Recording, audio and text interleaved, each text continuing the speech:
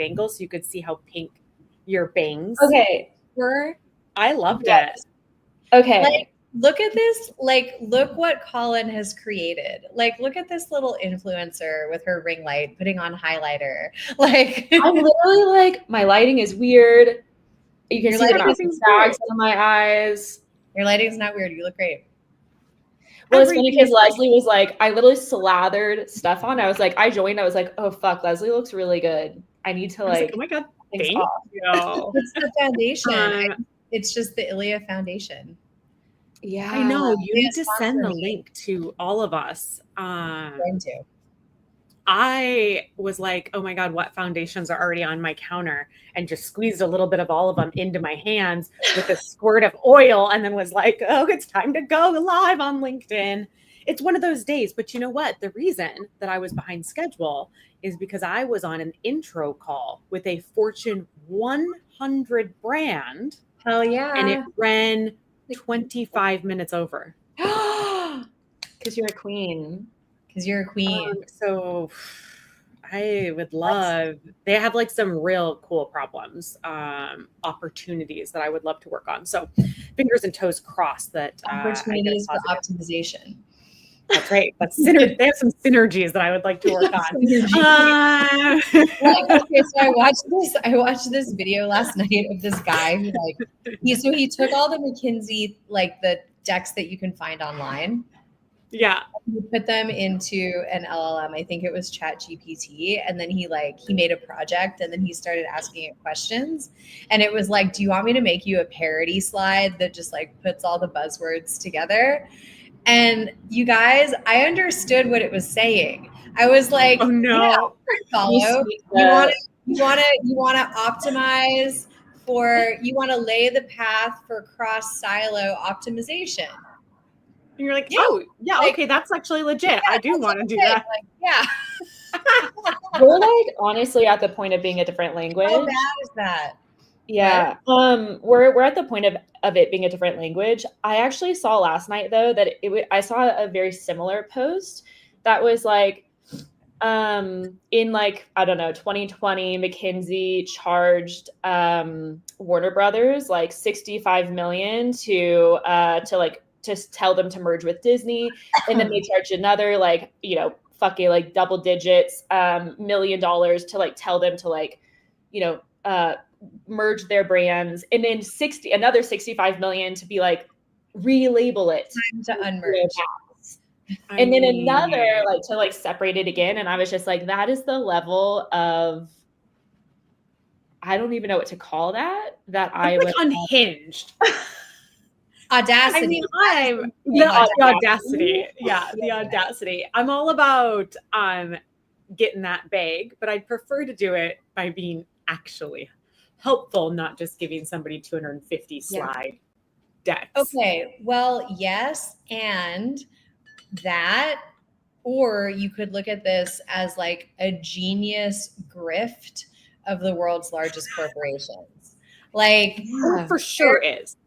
There it is, right? Like there is a world in which like I would have loved to do that, like with my career. And like I think I would have been really good at it actually. Because all of your Scorpio placements, you're like meant to do this. I think the wildest part is like the when you can actually turn like a failure into a pivot and be like, this is why you need us to now fix the mistake that we created for you, but we're not going to like changing a certain landscape. We're literally just we are game changers. We are game changers because we are constantly changing the game. The game has changed so much. The thing is that we were so ahead of the game that we actually changed the game with us. And we now have to change back to catch up with where everyone else is in the game. Oh my God. Have you seen the strategy? Oof. Have you seen the TikToks from the guy? I think his account is Bromancer. And he like mocks the Kardashians where he's like, let's have a conversation today about authentically. I feel like we need to do a series where we do that, but with like Game Changer and Synergy. Be like, I think we just should have really a conversation feel like about we need some synergy. I was talking to my makeup artist the other day, and she was like, literally synergy. synergy. It's like, how synergistic can you Is be? that what she does? I would do that video from a cold plunge. I don't know how she makes her money. Meg has our B-roll from a cold plunge to layer. I'm literally just like in the cold plunge, like spewing it. Yeah.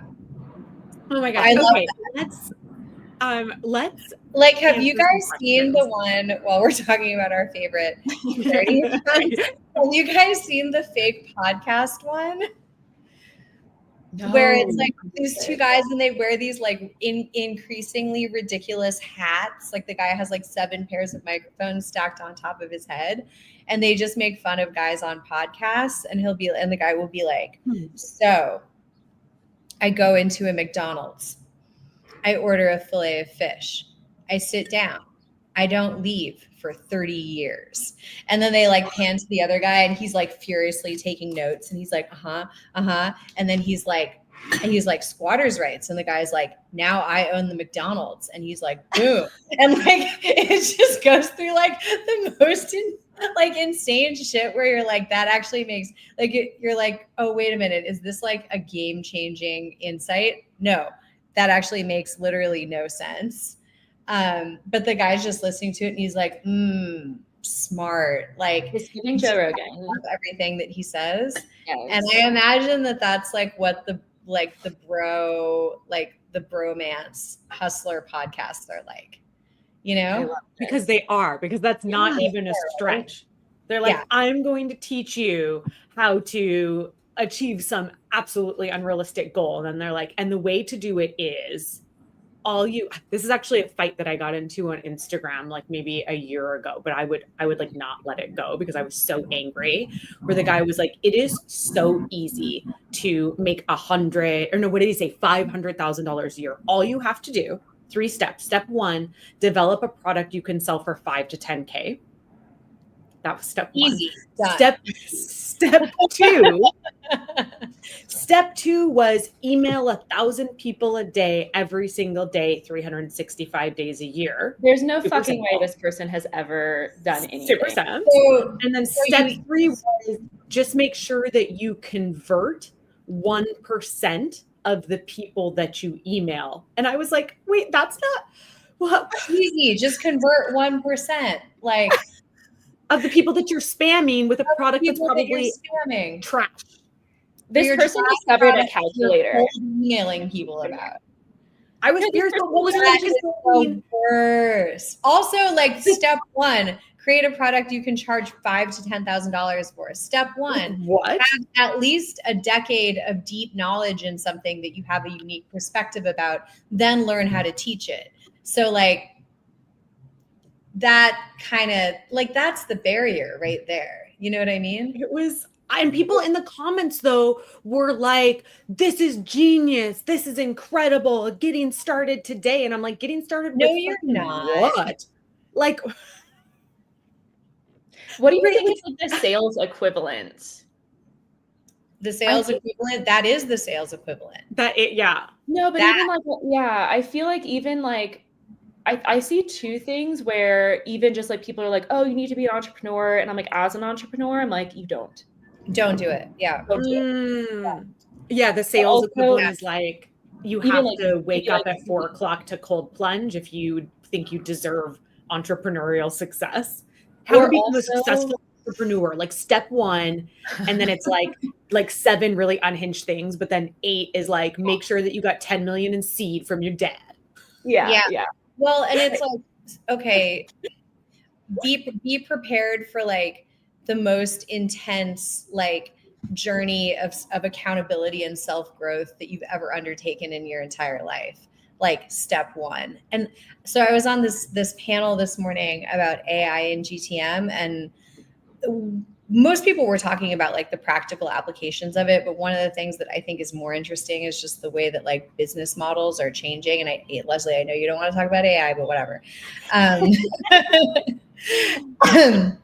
But somebody was like, yeah, I think that there's going to be a lot more entrepreneurs and small businesses and a lot less like larger corporations, and even companies that we would now consider mid-size are going to have much less of an advantage because they're not going to be able to move as quickly. And like, I 100% agree with that.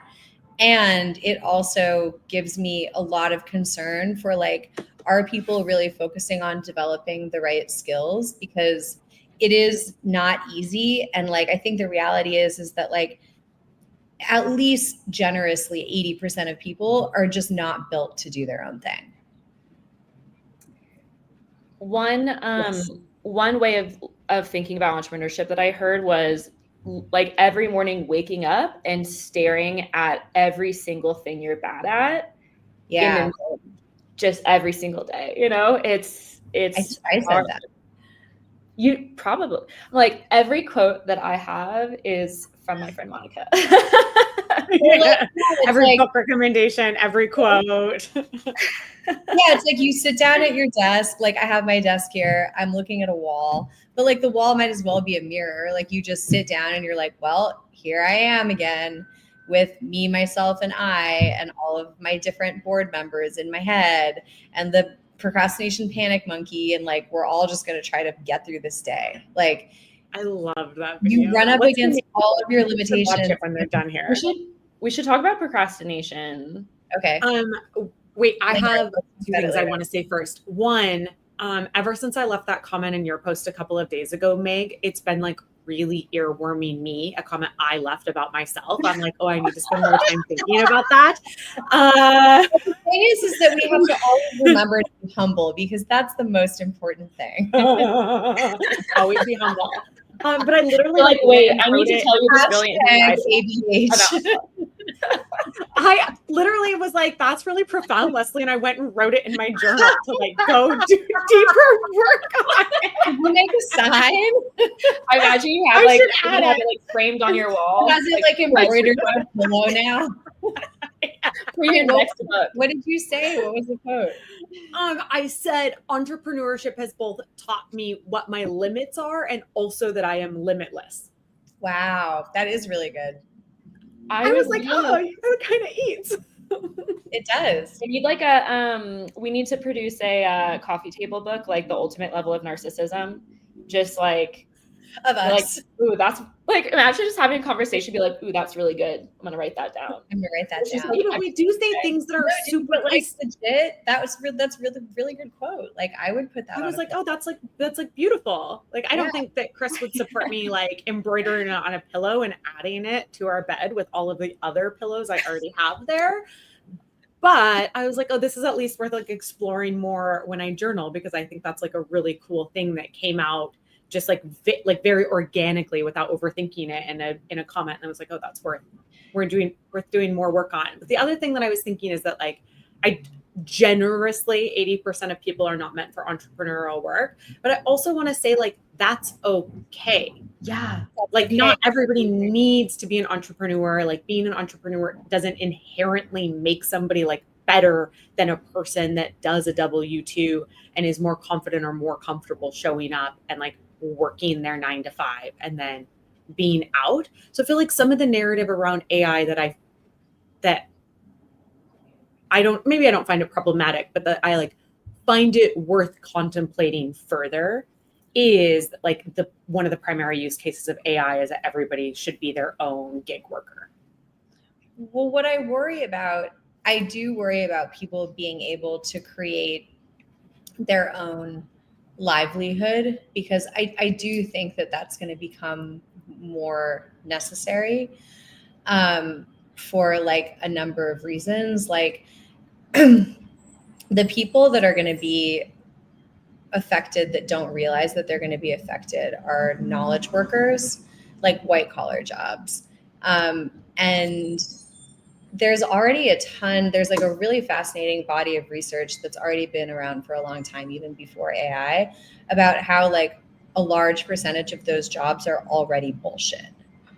Like if people are saying that 30% of those positions are going to go away in bigger companies, like people have been doing studies for years that show that more than 30% of those jobs are probably unnecessary.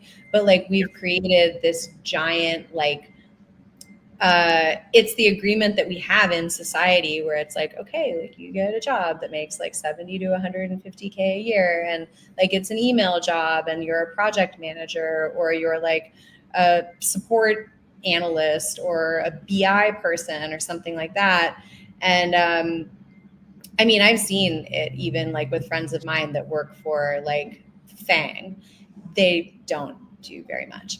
And like in their mind, they're like, but the work that I do is so like strategic and high leverage. But it's like, is it really like all of you, like your whole team for what you guys are getting paid and all the benefits that you get and how much you cost the company? Like the answer is no.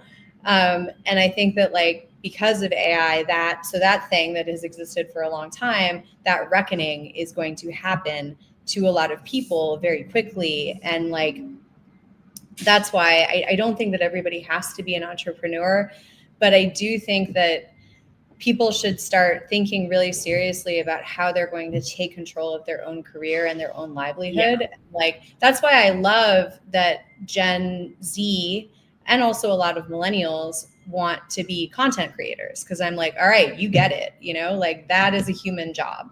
Yes, AI can create a lot of content. It will not be at the level of creativity that we are able to do for a really long time, maybe ever, right? And so like there's always going to be a place for that. And there's always going to be a place for like new ideas, which is also something that AI can't come up with. So I actually think that that's like an amazing direction.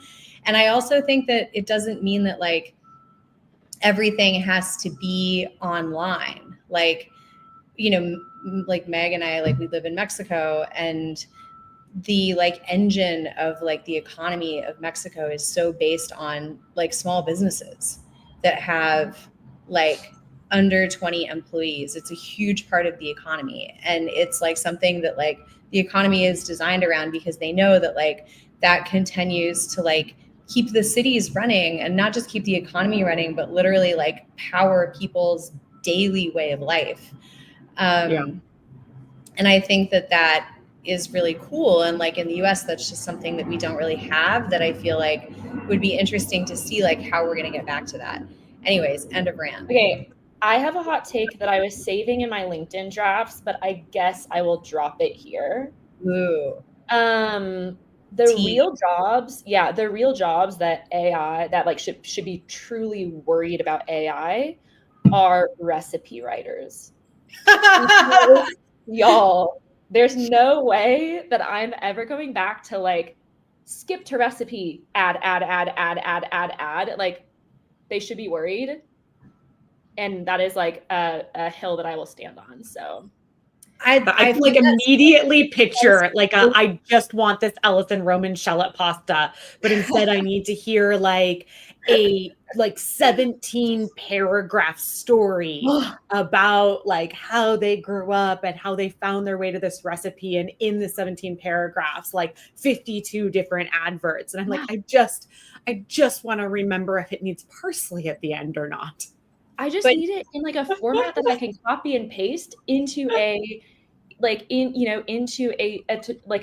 shopping list. And I'm never going back. I'm never going back. I totally disagree with you, because like I've tried to use like ChatGPT to make recipes for me, and it is so like wildly inconsistent. Like I don't trust something. No, but I don't think you mean actual recipe writers. I think you mean that particular type of putting recipes on the internet where you have to read their entire life story before you're able to get to the recipe. Right? Like also, and to be fair, I use ChatGPT for like, hey, I have 3 ingredients in my apartment right now. Like, can you help? I'm like, I literally have like yesterday was just like, I have tofu, I have onion, I have butternut squash. What am I making? But I'm also, that sounds like a texture I would not enjoy. It's good. And you put a little cinnamon on it. Ooh, it's good. Good. But it's interesting because Leslie is still, I see your face is like, ugh. I don't like gourds. I love the texture. The texture. I can't do the texture. The texture of all gourds upsets me deeply. I love like you're just I can feel you like having such a strong opinion on this. And I'm kind of obsessed with it. You're like, I literally have like, I'm all for the Fae, but I do not stand with gourds. I Like, cannot does- stand gourds. Yeah, she is not. She is in the forest. She is not in the meadow. I am in the forest. I am not just in the forest. I am like up a strange hill, and then I'm at the top going, how the hell do I get down from here now? Well, better not be gourds on the way down because you're like, oh no. Because they won't save No. you.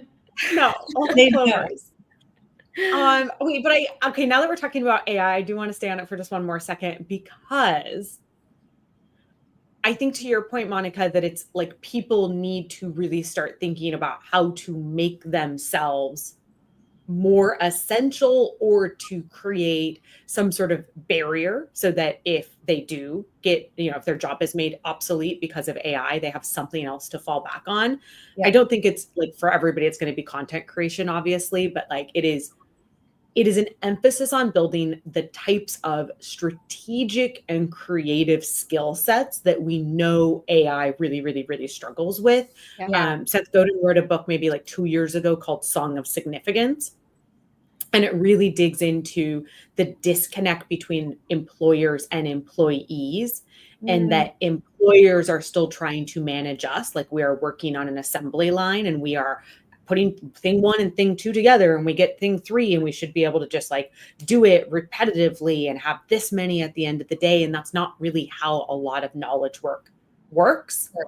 Which is to say, like, if the knowledge work you are doing is literally like, I put this report and this report together and I get this report, you should probably be concerned about like the strategic advantage that you have as an employee over AI. Yeah. I think that a lot of managers I see though, like, yeah, I think a lot of management is true management versus leadership. And what I mean is like a lot of managers almost act just as a glorified CRM. Like I literally have managers that I talk to that I'm like, hey, like, what are your pipeline reviews? And they're like, oh, we pull up the report and then we go through these 3 fields. And I'm like, one, that seems like an enormous waste of time. Couldn't you like do that in advance? Yeah. And actually, I think it's really interesting that when I used to work in enablement, okay, I'm like, no, I'm standing gourds. Dude, but have you guys had kabocha squash? It's so good. The texture. It's good. The texture's good. How do you get in your... No, you're moving. No. Do you like eggplant? Absolutely. No. What do you mean? Do I absolutely not? I will eat it. I love that. Whenever someone food. wants to the point in a story, just say jump to recipe. Oh my God, I would love this. I would love this so much. So jumping to recipe, I feel like it is really interesting to think about the impact you're having. But even, for example, I would ask, when I worked in enablement, I would ask people as part of kind of like a little onboarding survey, how do you define management and how do you define leadership? And the responses were so interesting. And I think it's literally like AI versus humanity, And a lot of the answers were like, I feel like a leader is someone who inspires me, who supports me, who helps me identify my blind spots, who doesn't just like tell me what I'm doing or, give me reports, but truly gives me support and who stands up for me.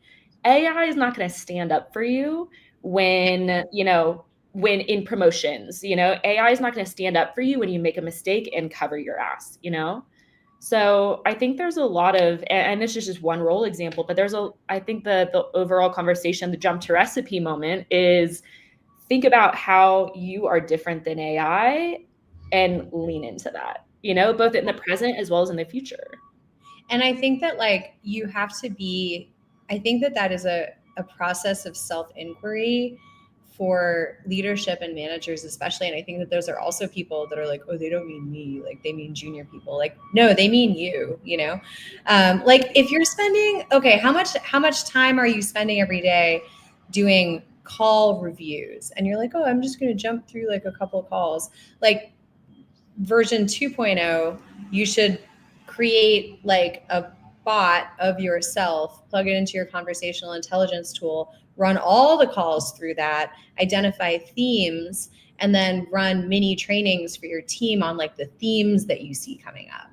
Like, and what the next step of learning is for them. Like really like apply your knowledge. Like, how did you get that job? How did you like, what did you do at one point really well in your career that allowed you to get there? I was listening to that podcast the other day with Keith Whiteman from Bullhorn, and he was saying that a lot of the managers and sales leaders that he talks to are like, I don't have time to coach my team.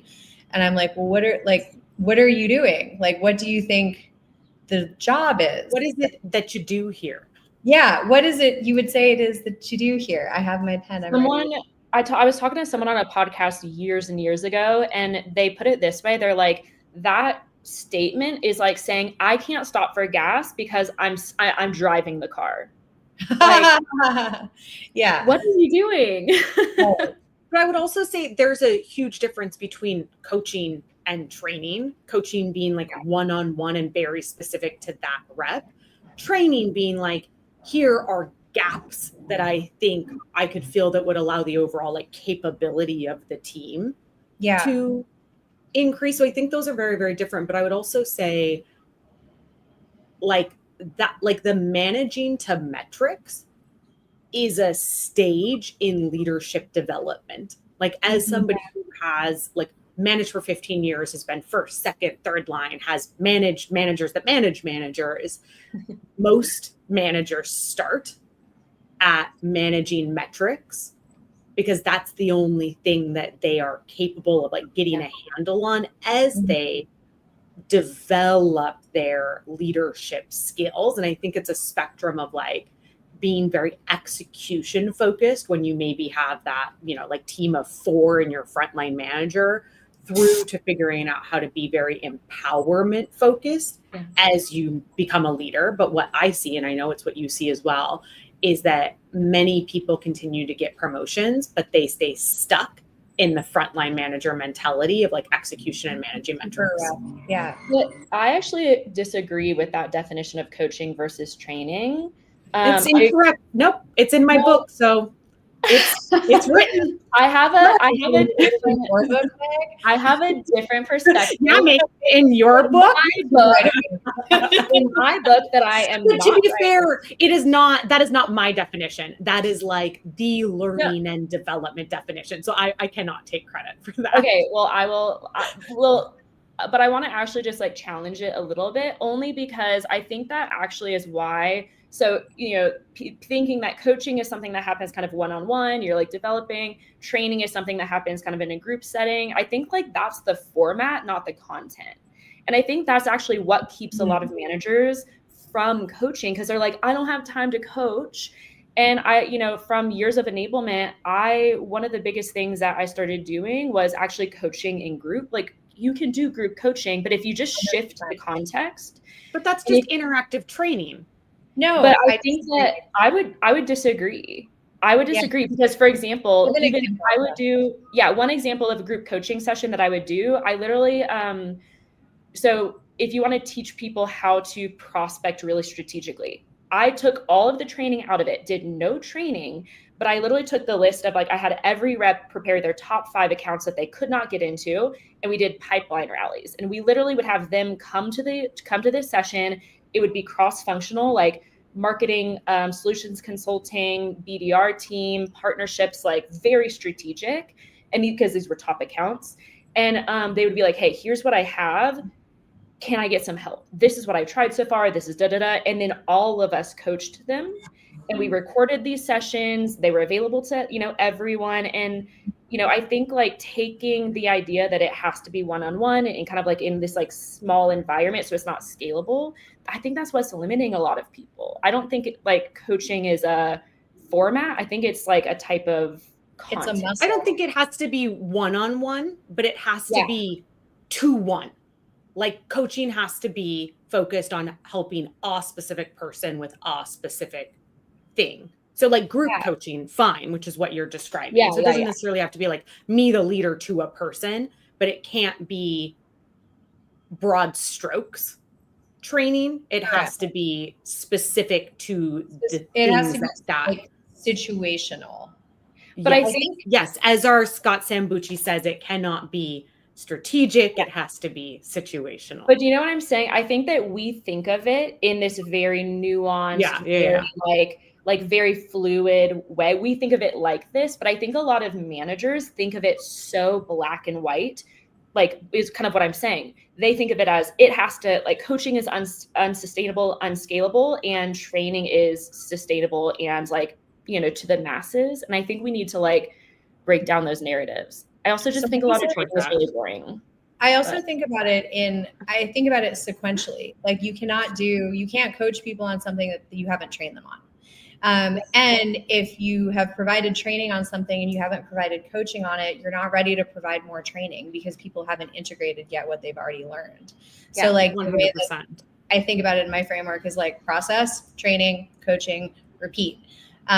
One happens at the leadership level, creating what the process should be, training, leadership down, coaching, everybody together. And then you just go like, it's the same way that you would learn anything, right? Like if you were learning how to surf, they wouldn't just like watch you try to figure it out on your own and then like tell you what you were doing wrong along the way. Like you show someone how to do it right the first time. This is literally though. So, you know, we all work with the same, social media branding coach is what I've been calling him. Social media wizard. Social media wizard. And it's funny because like I will literally see him try to coach me, and in a one-to-one with him, I was like, hey, can you just like pause? I see you trying to get me there, but I genuinely do not know the anser. I don't know the words that you're saying in that sequence. You've been trying to get me there 3 different times, but I literally do not know. So just tell me and I will do it. He's like, I think I saw our wizard in the comments somewhere earlier. The wizard is there. But yeah, he was like, how would you answer this? My first team that I was ever put in charge of when I was like 26, we like hired SDRs for the first time at the startup that I was at. And they're like, ooh, Monica's really good at her job. She should be in charge of them. And y'all can imagine how that went. And I remember one time we were in the conference room and I was trying to do like a training with them or something. And like, you know me, I'm asking my like Monica questions and they just like, they were like, and then finally one of them was like, we don't know what you're talking about. We don't know what you want. What are you saying? You're speaking a different language. Bless that person. I know. I was like, I think it's Richard. I was like, thank you so much, Richard. Like, and it was a huge light bulb moment for me. And I felt a wave of relief and empathy wash over me. And I was like, thank God, because this was really frustrating for me too, you know? Okay, but how many times do we come back to that in our content as well, where we talk about something that feels like, at least for me, I won't speak for you, but like sometimes it feels like I am almost like talking down to people because it feels so rudimentary that I I have a thing in my head where I'm like, is this too simple? Like, does it feel rude to like explain something in this like simplistic, granular way? And then that will be the content that performs best because people are like, oh, I've always wondered exactly what that meant or what that stood for or how to do it. And nobody's ever taken the time to actually explain it because we're too caught up in the cultish language of sales and SaaS and tech and all that. Well, this is what we were talking about the other day. Maybe they could figure it out, like, because they're all smart people if they really wanted to. But like having somebody tell you very clearly what to do and like how to do it in a very actionable way is so, like, our social media wizard, right? Like so much of like what he coaches us on is like, have good lighting, like have like a plan for how to make your content. And we're like, thank you. I'm between two ferns. You're between two ferns. You obviously doesn't like it. But I think honestly, the thing that a lot of us struggle with, whether it's like our social media coach, because I feel like there's actually really funny comments where it's like, I have a lot of those moments where I'm like, I don't know what you're saying. The words coming through this like text WhatsApp message chain literally do not make sense to me. He was like, what does it say the other day? You know, he's like, oh, are you just putting your, you know, AI through like Allura? And I was like, are you Yeah, I speaking saw that British? conversation last night. And he's like, LORA. You're like, yeah, still no. I literally Like, do thank not. you. And it was like, oh, just like create, Yeah. create, like train your AI. And I was like, I'm trying to make my life easier. I don't Mm-hmm. understand what you're saying, but I think a lot of us in sales forget that. And one of my favorite exercises when I was doing, I'm like, don't tell, don't say anything. Don't tell. I would always like literally, so I'd get into this exercise, one of the first trainings I would do for new hires. And it was on elevator pitches. And the first slide I would do is I was like, okay, this is a safe space. Do not tell anyone I'm doing this training. Because I would have them read the marketing elevator pitch. And I'm like, what does that mean? What do you think of it? They're like, oh, I really like this. And I'm like, okay, but what does it mean? And they're like, I just don't think I'm experienced enough. I don't know. And I'm like, I'm going to give you a secret. Like, no one knows what this means. So are you ready to actually like, I want us to get to something by the end of this session where you understand what this means. We are speaking in English and you feel good about, you know, and I think that a lot of us forget it. It's a little bit of that curse of knowledge mixed with the industry gibberish. And like, we need to stop it because it's not making sense to anyone. It's Okay, not. can we talk about the moon now? Yeah. Sure. Is it moon time? I think so. Is it moon time? Also, I have to jump 10 minutes early because I booked myself back to back with podcasts today. And then at the end of the day, I'm going to a game, a baseball game, White Sox game, and Flow Rider is Dope. I was going to say presenting. That man doesn't present. He drops it like it's hot. I was at a book thing last night. By Flo Rida at the game. Yeah, the keynote. You've been talking about this forever too. You're like so excited. I'm very excited. I think it's going to be a lot of fun. I don't frankly love that the concert doesn't start until the game is over and the game doesn't start until 6:40 because I'm like, what? I got yoga in the morning. I can't be out all night at Flow Rida having fun. But I had a dinner last night with women in sales and Orem for my book, for pre-launch for the book. It was amazing. It was incredible. Thank you for everybody that came if you're watching. But I was talking to an SDR who is Gen Z and was talking about the show. And she said, Flow Rider? And I said, yeah, Flow Rider. And she said, Flow Rider. Flow Rider? Like Flow. Is that like a yoga Rider. thing? And I was like, Flow Rider. And then she was like, Floridia? And I was like, oh no. Oh no. Oh no. But maybe I opened up her world to beautiful. No, haven't you heard like the 2000s are back in?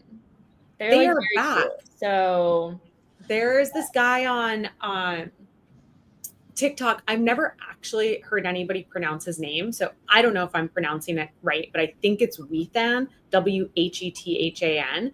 And he is going hard on like early 2000s, like rap trap music with crazy drops. And so I keep saying that it's like, yeah, trap EDM summer. Okay, wait, mind if I do. I'll do. Have y'all seen that? I'm getting actual flashbacks to being in the club when that was like a thing. That's like, what they were like, oh, what's making you want to have trap EDM summer? And I was like, what's making me want to do it is that I was old enough to have done it a decade ago. And I remember how much more fun it was to be alive then. Yeah. Honestly, yeah. But have y'all seen the trend of you know why we were all at the club in business attire is because we had literally come from work. Yeah. Like, with our laptop in our bag, and my just like shoes and my like a bag that weighs 30 pounds, but I'm still wearing heels.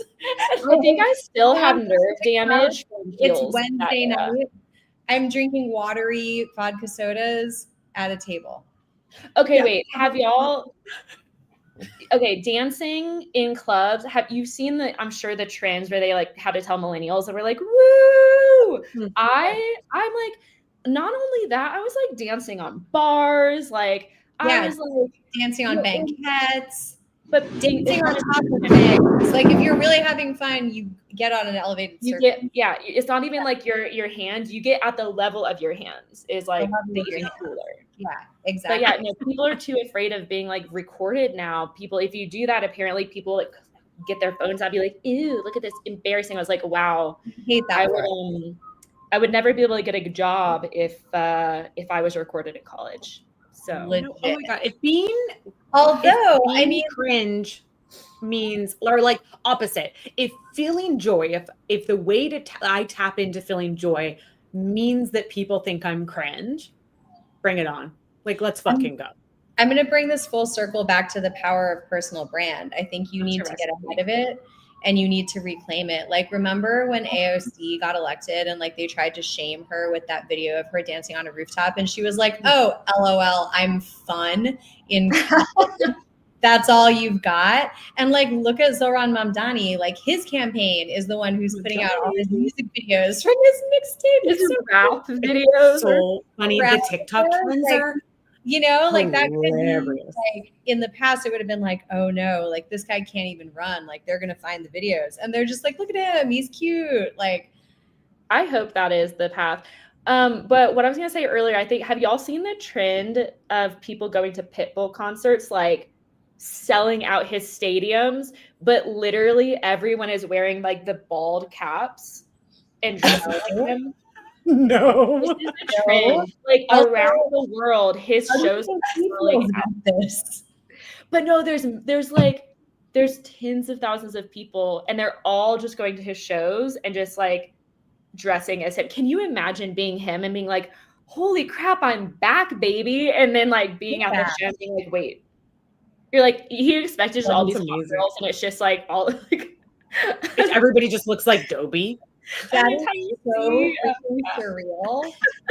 Honestly, I'm like, I feel like it's a ton of millennials and apparently Gen Z is actually like, there's a small micro trend of Gen Z admitting that millennials are cool. And I think that one example proves it. We're like not afraid of being cringe and like, I think we're very cool. I think we're very cool. Especially when I do peace signs and Leslie calls me out for being millennial and makes fun of me. So, well, I do it too. So I'm only making fun of you I'm making fun of myself by making fun of you. Although, to be fair, my little niece, who's Gen Alpha, every single picture is coming back. It's coming back. You know, yes, because we're cool and we are coming back. You are ahead. And like, you know what? My hair just parts right here. I can't part it in the middle. I look insane with my hair parted in the middle. And I still think that skinny jeans look great on me. Side parts are back. It's like it's not like a side part. It's like I just like brushed it's like a bigger, like a more side left. Yes. I can't do it right now because there's way too much dry shampoo in my hair for it to move. But But like, you know, it's like a Sloan from like Ferris Bueller's Day Off vibe. Ferris Bueller's I don't know who that is, but whatever. Ferris. I'm imagining. Okay, wait. What about the moon?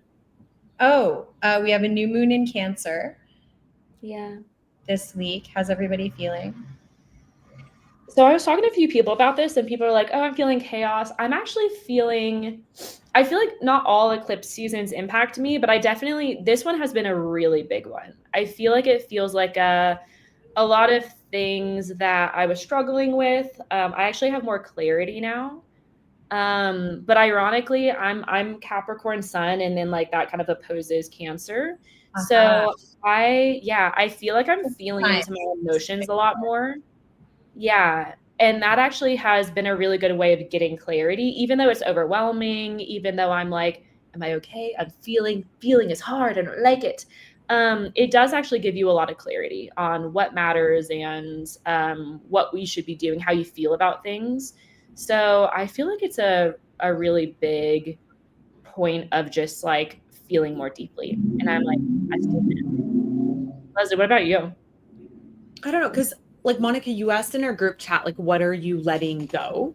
Yep. And the more I thought about it, the more I feel like I am at an inviting in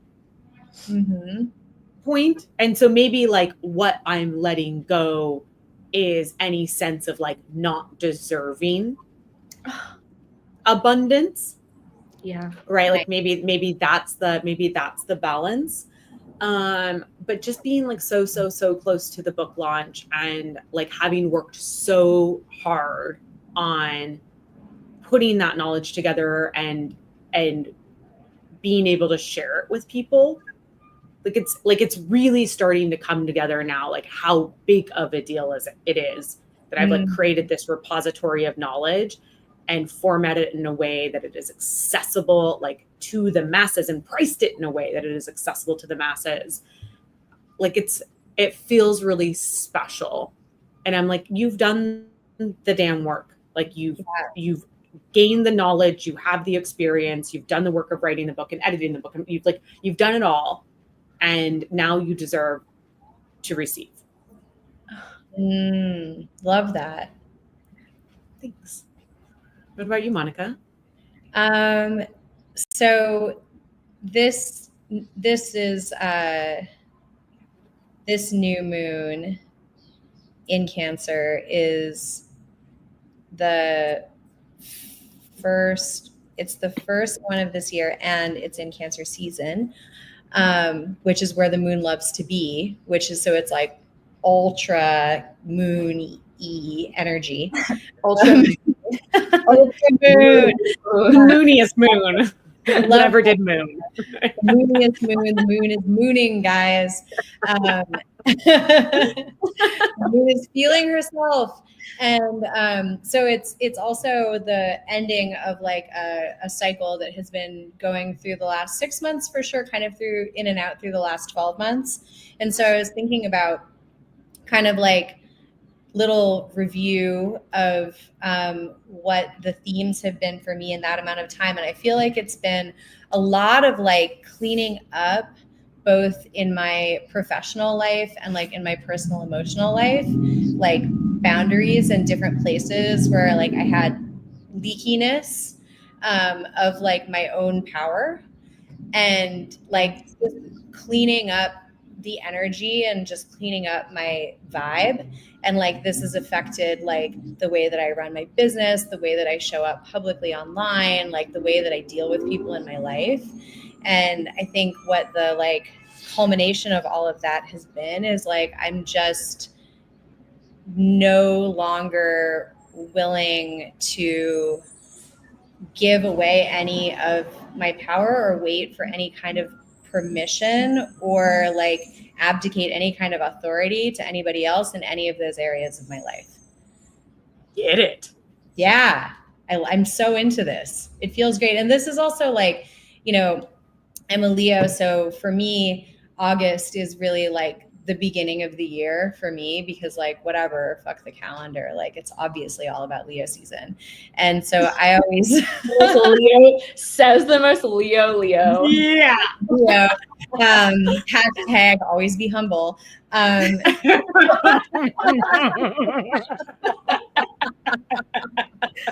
my God. So I always think of July as the time as kind of like my own personal end of the year. And like, this is usually the time when I make a lot of big life shifts and life changes. I'm usually moving into a new apartment in August. Like, you know, I make like relationship changes and like I take big trips around that time. Like that's kind of my like end of year. And then August is the transition. And then September has always really felt like new year energy for me, like, you know, going all the way back to like going back to school and all of that stuff. So it's been a really nice time. Hell yeah, Leo North Node, that this moon has happened now, because it like really aligns with kind of like the energy that I wanted to lean into anyways. Is it almost like the lead up? Because I don't even think I have any Leo placements, but I feel I almost feel like a kind of energetic new year around the Lionsgate portal. For me, I actually looked at like some of the most transformative points in my life, literally like starting traveling, like moving out of New York, all those things. And like they always either kind of like a lot of times that they were like really the action was happening around that portal 8-8. For anyone who's not familiar, 8 it's so close. You know, yeah, it's interesting that you feel like an intuition as to when your year naturally starts. Because I remember in spring, I was saying that like the March, April time frame is just intuitively when I am most likely to start something new and stick with it. Like that is when I feel the urge to like question what habits no longer serve me and let them go. And then it's easier for me to invite in new things. So it's like planting seeds metaphorically in the spring. And then I think that even like, Monica, I was curious if you have the same realization, but like, I feel like exactly the same, where I feel like I do plant seeds even spiritually, but then I feel like they bloom, like they kind of like, what do you call it? Like they come to fruition in August. I feel like August is when I like feel the energy shifting. But to your point, yeah, I feel like June is where it kind of falls apart. It's like spring is where I plant the seeds. June is where I'm like, none of them are sprouting, or like, what's happening? Capricorn. In August, I'm like, fine. Or I'm just like, fuck this, and I just rip everything away and, move to a different country. But you're also way more in tune with like the actual astrological new year, which should start in like February. Pisces is the last sign of the zodiac, and we start in Aries in March, which like March, April, really, like that's when the year is really supposed to start. Like we're not supposed to start new energy in the dead of winter. Like, thank you. No, we're supposed to be wintering. We're supposed to just be letting our bodies and our souls come together. As a Capricorn, I'm like, I like the idea of being first and being best, but absolutely not. Like, absolutely not. Winter is for deadness. Winter is for dying. Winter is for like reflection, and it's also cold, and I'm not doing anything. So, yeah. No. Winter's like, I think of it as like garlic bulbs. Like I'm putting myself under and I'm just patting the dirt over it. I'm just having a little rest and getting myself ready, because in a few months I'm going to sprout from the surface and be like, oh, hey guys, what are you doing here? And you need to incubate all your energy so that you can sprout. Yes. And I need to read a bunch of books, because by that time in the year, I'm like, oh my God, I should probably just spend 2 hours a day in the bathtub reading books. What a life. Okay, I need to go to this other podcast. Before I jump, really quick celebrations. Monica, I know you just updated your website, which is a big one. I did. Is that your celebration this month, or what else?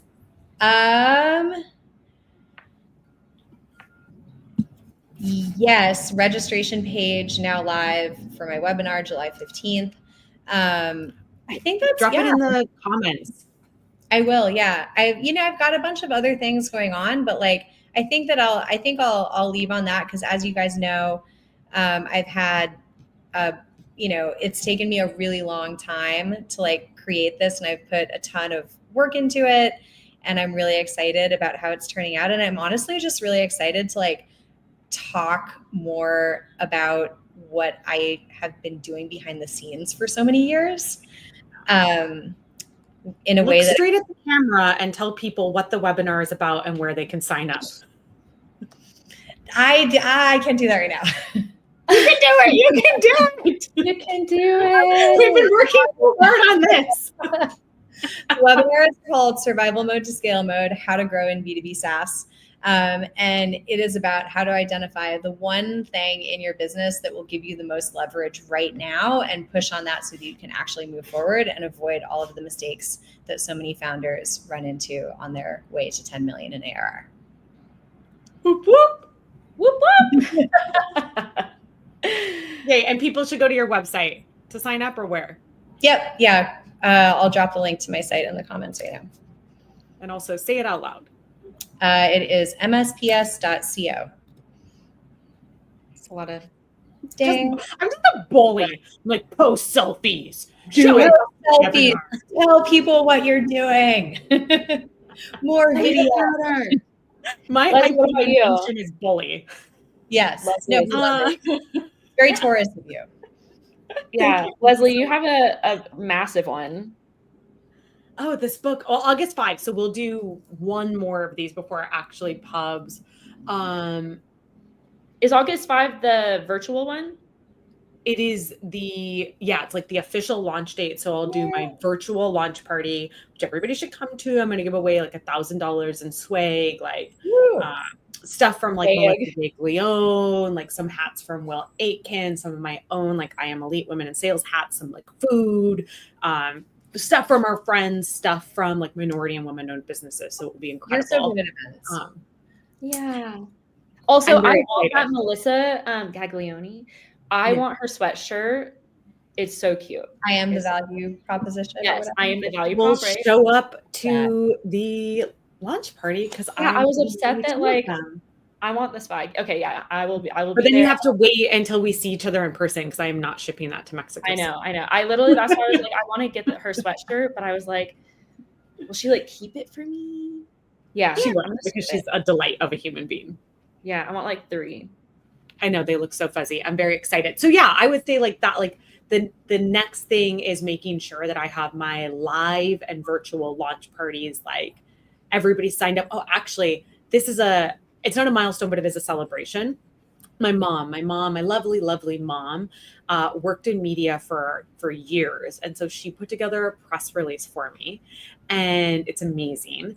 And then sent it to one of her old contacts that works at the Montana, I don't know, something media bureau, like whatever, like the statewide Montana Broadcasters Association. And the man sent it to every single news station and radio station in the state with a suggestion to consider interviewing me, like highlighting it. Awesome mom energy. That's the sweetest thing I've ever heard in my entire life. I know. I was like, oh, thanks. Yeah. Wow. Oh, it's very exciting. And I know you have, what did we decide? Did we decide July for your boot camp, Meg? Okay. So, I have a new boot camp. So just for I used to do medic training, right? And I honestly just understood. I found out that like the number one barrier that a lot of salespeople have is actually not just that they like need more training. A lot of times it's actually focus, energy, mindset. And so I'm doing a new boot camp called Crush Your Quota, Not Your Soul. And it is incorporates a FAST framework. So focus, assess, support, and trailblaze. And so it's basically everything is about how to approach sales very differently from a mindset perspective. Yeah, it's honestly like a lot of the things we talk about in terms of, your energy, how you're showing up for people. And it's going to be very different than honestly a lot of the things that I see. And so I'm very excited about it. It is going to be, I think it's going to be so fun. I'm going to Berlin next week. So I actually posted yesterday on on the LinkedIn, and I was like, should I, work, or should I play a little bit? So yeah, it's going to be August 1st. So just 4 weeks, really easy, mid-quarter, midsummer. And I will post, you can either DM me for deets, follow me if you don't follow me. And I'll be releasing the sign up page. We are on a wait list though. It's exciting. Get it. Oh, that's so exciting. We want webinar. We want boot camp. You're like, well, I am so proud of both of you. And I'm grateful to know you, and I'm always grateful to get to have these conversations. And I will see you next month back here for another Sales Alchemy, maybe renamed. We'll see. Stay tuned, folks. But I will see the both of you and all of you back here next month. And I just hope everybody has a really good weekend. Yes. Have a beautiful weekend, everyone. Love you guys. Bye, team. Bye.